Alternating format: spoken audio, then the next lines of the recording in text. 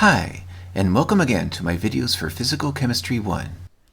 Today I want to tell you all about one of the ways we help to keep the roads safer on icy days. It ties right in with something we talked about last time, colligative properties. As you might remember, colligative properties are four phenomena that occur when we form a solution by combining a solute with a solvent. To refresh your memory, what makes a colligative property different from other properties is that they depend on the concentration rather than on the identity of the solute. The four colligative properties are vapor pressure lowering, freezing point depression, boiling point elevation, and osmotic pressure. In the last video, we talked about the first of these, vapor pressure lowering.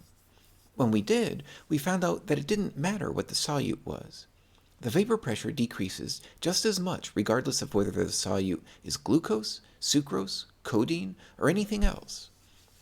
What does matter is how much of the solute there is. In other words, the concentration of the solute does matter. Today, I want to tell you about two of the other colligative properties, freezing point depression and boiling point elevation. As you'll see, these are actually very similar. Imagine what happens when we cool down a liquid. The molecules move slower and slower, and eventually they're so slow that the intermolecular forces between them cause them to stay in place. When that happens, our liquid has frozen, and it's become a solid. But now, suppose we dissolve a solute in the liquid. Now the solute molecules will get in between the solvent molecules. That means the intermolecular forces that would ordinarily form between the solvent molecules will be disrupted. The intermolecular forces won't occur at the usual temperature, which means that we'll have to get our liquid even colder before the liquid can freeze. This effect is called freezing point depression, and it's a colligative property because it depends on how much solute we add to the solvent. The more solute we add, the more the intermolecular forces are disrupted, so the colder the liquid will have to get before it freezes. Here's an equation that describes the freezing point depression. Delta Tf is the change in the freezing point. On the right are three different variables. I'll take them in reverse order. M is the molality.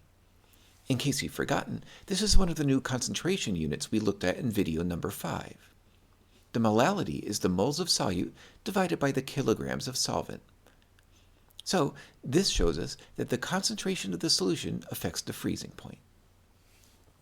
Kf is a constant that depends on the solvent. So every solvent has a different value of Kf. You won't need to memorize the values for Kf. If you need one in a problem or on a test, it'll be provided for you. The last thing in the equation is I, which is called the Van Hoff factor. This one takes a second to explain. As you learned in the General Chemistry 1 course, there are two types of compound, molecular compounds and ionic compounds. When they dissolve, these behave a little differently. Take sucrose, for example. Sucrose has the formula C12H22O11. Those elements are all nonmetals, which means sucrose is a molecular compound.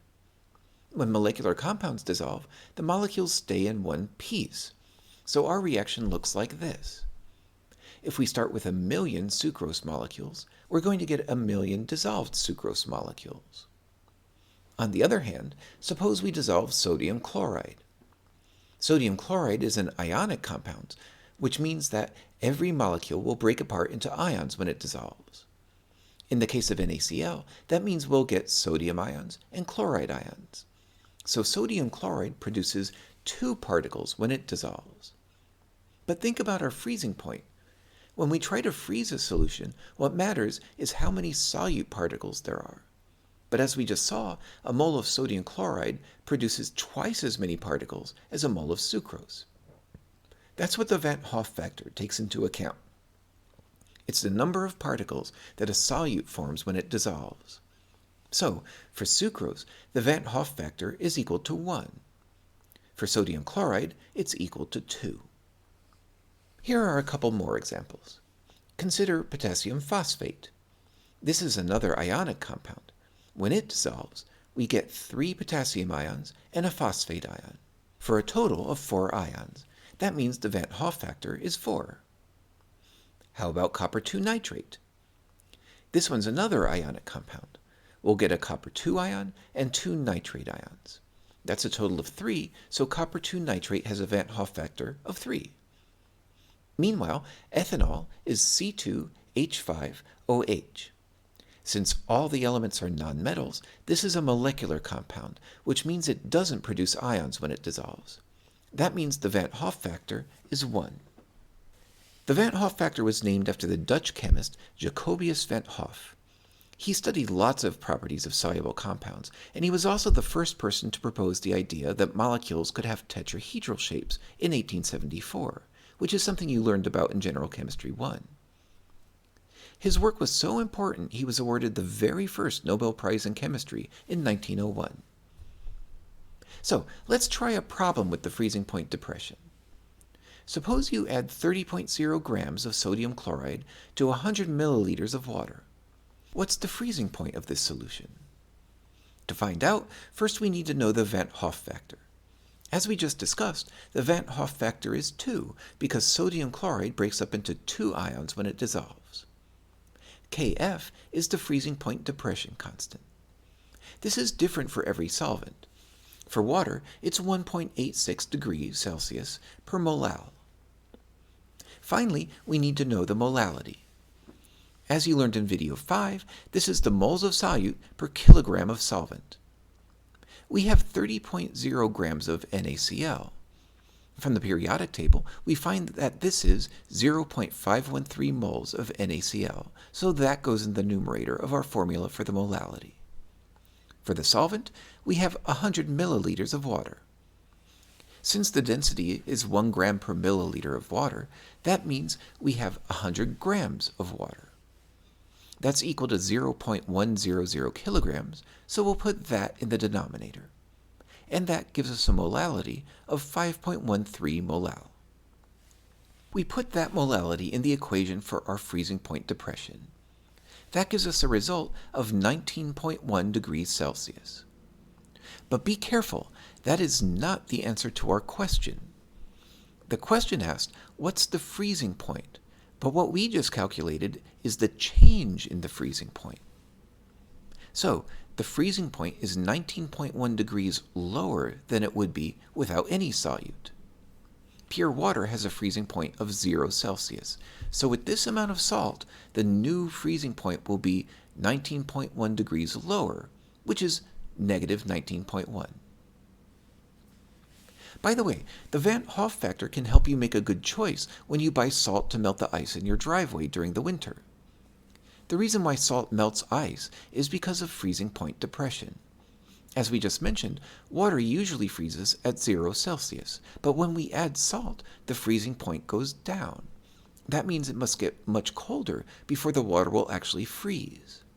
In the previous problem, the new freezing point became minus 19.1 degrees. That means if the temperature is anything between 0 and minus 19.1, adding that amount of salt to our ice will cause the ice to melt. If you buy a bag of salt for your driveway, it'll tell you what kind of salt it's made of. It's not always sodium chloride. Sometimes it is, but some brands also use potassium chloride, calcium chloride, urea, or some others. Since we talked about the equation for freezing point depression, you can now see that some of these are more efficient than others. For example, as you know, NaCl has a Van't Hoff factor of 2. So does potassium chloride. On the other hand, calcium chloride produces 3 ions when it dissolves, so its Van't Hoff factor is 3. Meanwhile, urea is a molecular compound, so it has a Van't Hoff factor of 1. That means you won't need as many moles of calcium chloride to produce the same freezing point depression. In that case, you might wonder why you'd ever want to use salt made of urea. The reason is that urea is more environmentally friendly. It'll take more urea to melt your ice, but it's not as bad for the soil as salt is. Well, just as a solute will reduce the freezing point of a liquid, it'll also increase the boiling point.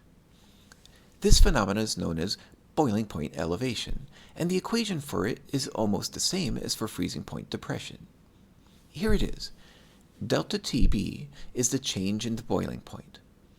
I is the Van Hoff factor, and m is the molality, and these are the same as in the previous question. Kb is a boiling point elevation constant. Just like Kf from the previous equation, it's a constant that depends on the solvent, and you won't need to memorize any of these. You've actually used this phenomena if you've ever cooked pasta. You might remember that you add salt to the water before you boil it. The reason why you do this isn't just to make it taste better.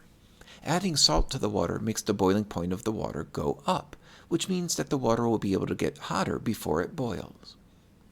That means the pasta will be cooking at a higher temperature than you could get if you just cooked it in plain water.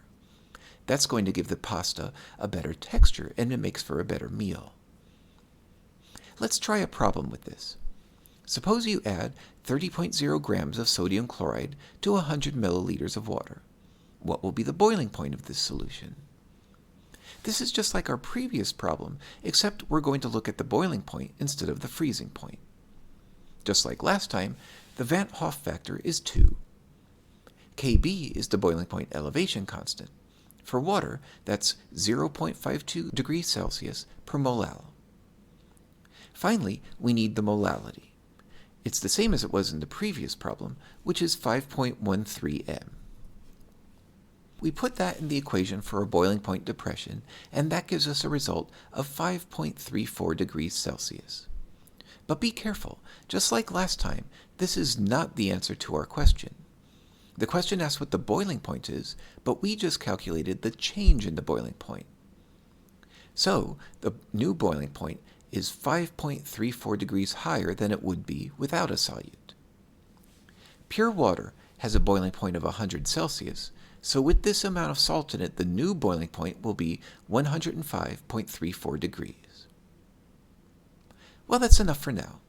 When we talk again, we'll look at the last colligative property, which is osmotic pressure. It's an especially important one for living cells, so we'll want to look at it in a little detail. I hope you'll join me for that. In the meantime, have a good week.